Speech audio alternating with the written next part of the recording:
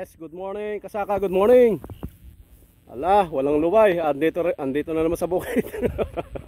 Ito talaga, hindi ala akong inaano ito, dalaw lang talaga.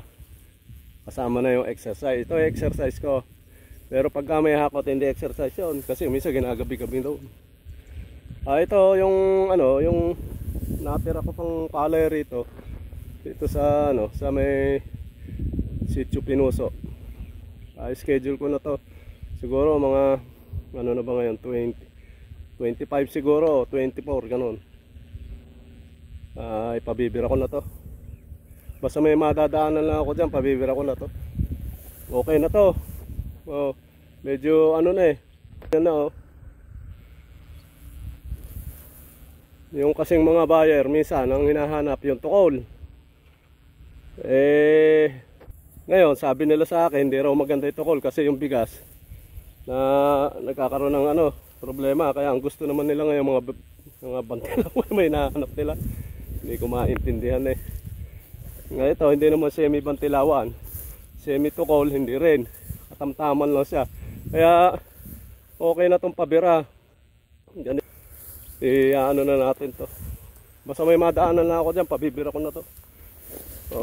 Ay mga katabi ko dumapa.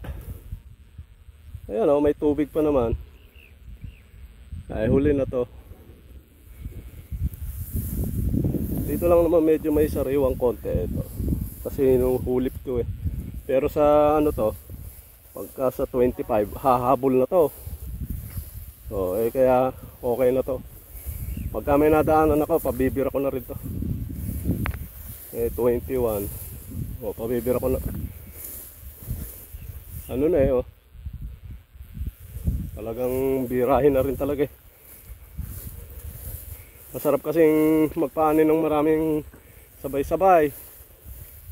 Kasi masasama sa karamihan. Medyo okay din. Pagka nag-iisa ka lang, kukunti lang yung palay mo. Medyo napapabura ng konti. Depende naman kasi din sa klase ng palay. May tubig pa nakakatasan ng tubig Kaya katagal gumulang kasi may tubig pa. Mura yung palay talagang mura. Kaya wala tayong magagawa, titirahin na natin to. Sige, at rito lakad-lakad tayo dito maganda rin to, baka umani rin ng konti. Sige, ciao muna, ciao.